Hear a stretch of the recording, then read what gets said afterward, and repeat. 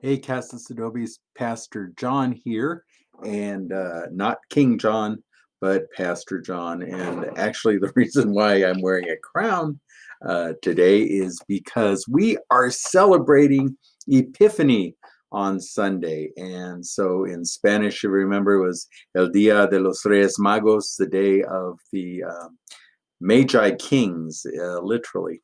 So we are going to be celebrating Three Kings Day, and we're also going to be learning a little bit about who the kings are and what does Epiphany mean, and are they even kings at all? If you remember from my other lessons, they probably weren't kings. They are people who look at the stars. They're astrologers. They're sort of a priestly class from another culture in Persia. And so they're looking up at the stars, they see a sign in the sky, and they come asking questions. And they go to a real king, King Herod, and King Herod doesn't know what's going on at all. He is clueless. And so he has to go ask, like, what are they talking about? And one of the scribes said, well, in the book of Micah, it says, you in Bethlehem, that there will be a king born there.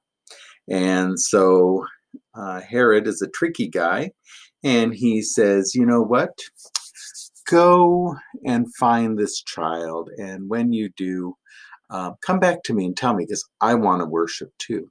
And so they go off on their way, and they find the baby, and they are amazed, and they worship, and they bring special gifts of gold, frankincense, and myrrh. And then in the middle of the night, they're warned in a dream that King Herod is looking to be up to no good, and he's going to hurt the baby. And so they shouldn't go back and tell him where they've been. And so they go home a different way. They don't go home the same way. And I like to think about it that they also went away with a changed heart, that they were able to see the presence of God's love in the world, and that they were changed, that they were able to see that God doesn't come in armies, and God doesn't come in violence. God comes in gentle love, like a mother's love, like a little baby. And so they go home a different way. In the meantime, Herod gets really angry, and he decides, well, we'll just take care of that. I'm going to kill all the babies in Bethlehem. Really nasty, awful stuff. But Joseph and Mary are warned in a dream. They're able to go away to Egypt, and Herod does this terrible thing. And we don't really know if that happened or not. One thing we do know is that when Moses was born, Pharaoh killed a bunch of babies. And so I think Matthew is trying to make parallels with Jesus and Moses, and saying, you know what, when Moses was born, a king went crazy and tried to stop it. When Jesus was born, a king went crazy and tried to stop it, and it didn't work. So it might be a story that is used to enhance Jesus, but we still need to know that violence, especially when it hurts children, is not God's way, and that is what we take from the story. So, who are these? Who are these magi? Well, in the Middle Ages, they decided to make them into kings, and so we got one, we got two, and we got three kings. Three kings that were put in medieval times. The reason why they're called kings is because in some of the scripture, they say that kings of the earth will be drawn to God. and so my stole is falling off. So that's why I'm wearing my stole like this today, because the good news of this message is that Jesus is for all people. Before in the stories, we just had people who, like Mary and Joseph and Elizabeth and Zechariah, the shepherds. Everybody is Jewish. They're all in Israel. And they're all from Bethlehem too. And so what this story does is it brings people from foreign lands into the story.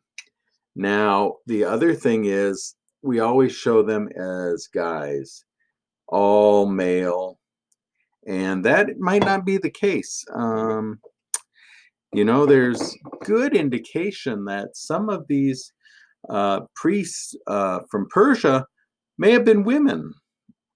They just recently brought back women priests into Zoroastrianism, which is the type of religion that they are, back into it. So we have male kings who are probably not authentic. The Bible doesn't say anything about kings. And you also notice that they're different ages and they're different colors.